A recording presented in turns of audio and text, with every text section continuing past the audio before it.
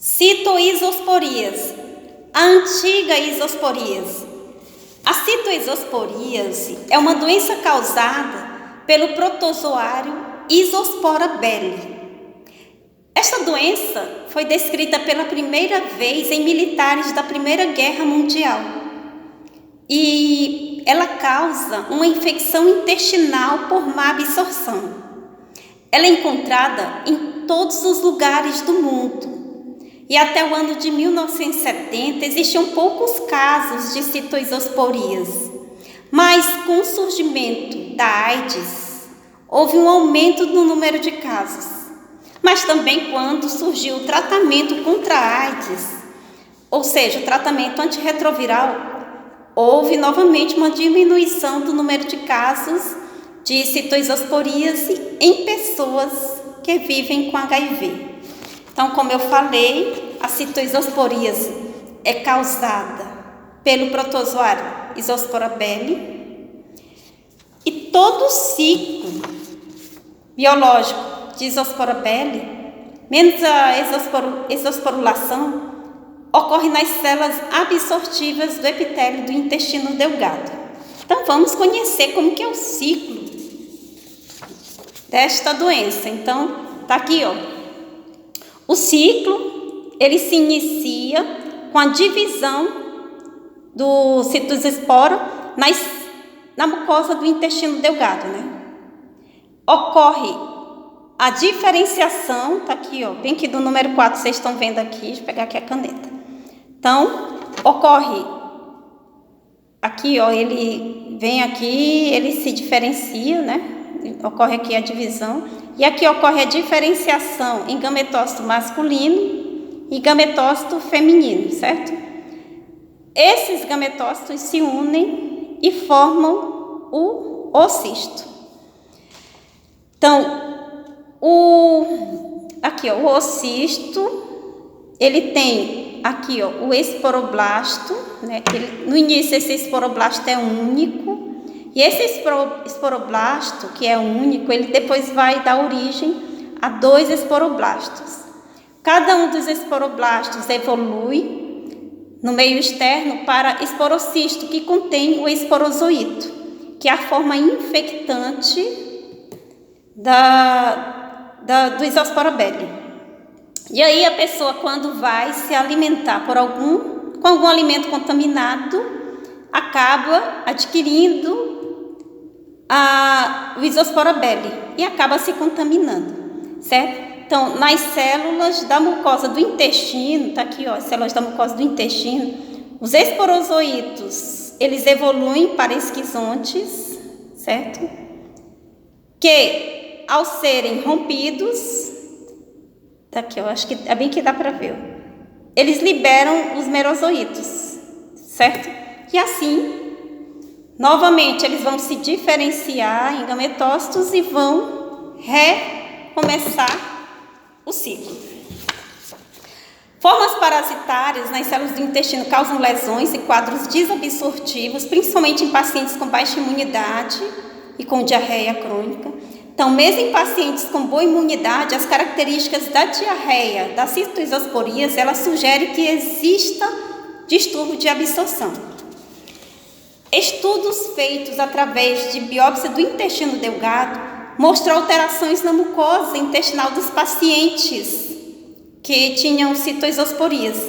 Então, quais são essas alterações na mucosa intestinal que foram observadas na biópsia de intestino dos pacientes com citoisosporias? Foi observada descontinuidade, achatamento das vilosidades, criptas hipertróficas, células epiteliais vacuolizadas e células das criptas contendo formas parasitárias. Em relação ao infiltrado inflamatório, o que se observou? Isso aqui é o que a doutora Eveline vai descrever lá quando ela for fazer análise, né, do material que foi coletado para biópsia. Então, lá no laudozinho que ela vai liberar para nós, médicos de consultório, avaliarmos, ela vai descrever lá. Olha, presença de grande quantidade de plasmócitos, linfócitos e polimorfonucleares, inclusive eosinófilos na lâmina própria. E quando o médico que está no consultório recebe o resultado do histopatológico, que foi lá para patologista avaliar, ele vai ver isso aqui escrito, ele vai pensar na possibilidade de um caso de citoisosporíase, se ele tiver, de acordo com a história do paciente, também pensando que o paciente pode estar com esta infecção. Então, o encontro de parasitas em outros órgãos, além do intestino, é raro, mas já foram descritos casos de citoisosporíase, onde o parasito afetou o fígado, o baço, os linfonodos, que os pacientes chamam de gânglios, e os vasos linfáticos.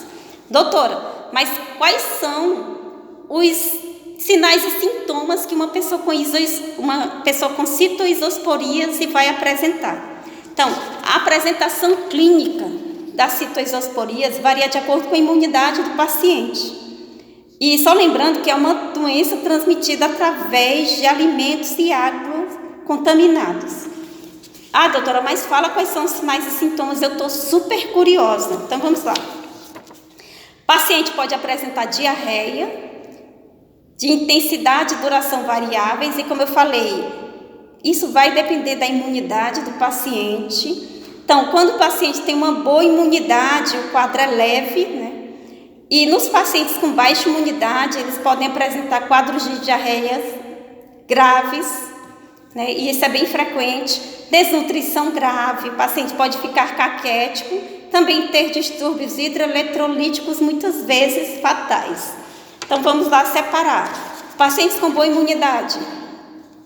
Nos pacientes com boa imunidade, o período de incubação da doença é de 1 semana. O que é esse período de incubação, doutora? Período entre o contato que o paciente teve com Isospora-Beli até ele começar a apresentar os primeiros sinais e sintomas. E o que esse paciente vai apresentar?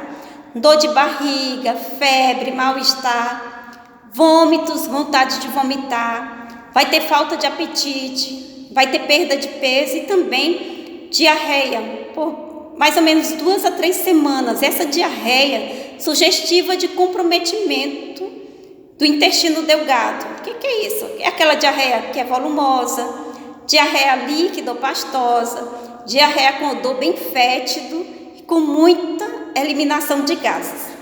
Já naqueles pacientes que têm AIDS ou que têm baixa imunidade, alguns desses pacientes podem não sentir nada. E outros que são a maioria, vão ter diarreia por vários dias e de maior gravidade, geralmente mais de 10 vezes por dia, esta diarreia. Com frequência, os pacientes que têm AIDS também ou que têm baixa imunidade, eles podem apresentar desidratação e distúrbio hidroeletrolítico, inclusive podendo evoluir à morte.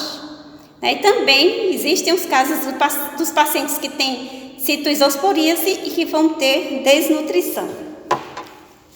E como que é feito o diagnóstico? O diagnóstico ele pode ser feito através da pesquisa do oocisto por exame direto das fezes, E então, como os oocistos são grandes, eles são fáceis de serem vistos no microscópio óptico, com aumento de 400 vezes. Também pode ser identificado presença de aumento de eosinófilos, no sangue periférico. Então, no hemograma vem lá a parte de eosinófilos, nós vamos lá procurar, nós vamos ver que os valores vão estar alterados, ou quem for analisar lá a lâmina no microscópio vai verificar grande quantidade de eosinófilos. E também o diagnóstico pode ser feito através de técnicas de biologia molecular, como por exemplo o PCR, onde se identifica a presença de DNA do Isospora-Beli no material analisado. Então, como eu falei, nós vamos fazer a identificação de ócitos nas fezes ou de material aspirado do intestino delgado. E também o diagnóstico pode ser feito através de biópsia de intestino delgado, onde nós vamos observar a presença de formas evolutivas do parasito no interior das células do intestino delgado. Como que é feito o tratamento? O tratamento, ele vai ser feito com o uso de sulfametoxazol com trimetoprim. Então, quando o paciente tem boa imunidade, nós não precisamos tratar. Mas os pacientes com baixa imunidade, mesmo que eles não estejam sentindo nada, nós temos que tratar. Então, como eu falei, nós vamos usar como medicação de primeira escolha o sulfametoxazol com trimestoprim, na dose de 50 mg por quilo por dia de sulfa, dividido em 4 tomadas por dia por 10 dias.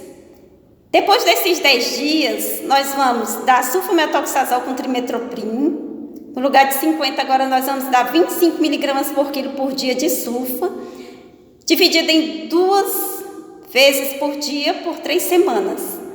E se o CD4 do paciente for menor do que 350, nós vamos manter essa sulfa, depois dessas 3 semanas, na dose de 12,5 mg por quilo por dia de sulfa, 3 vezes por semana, até que esse CD4 se torne maior que 350. Mas, doutora, na farmácia estão dizendo que trata citoisosporíase com cotrimoxazol e não sulfa com trimestoprim. É a mesma coisa.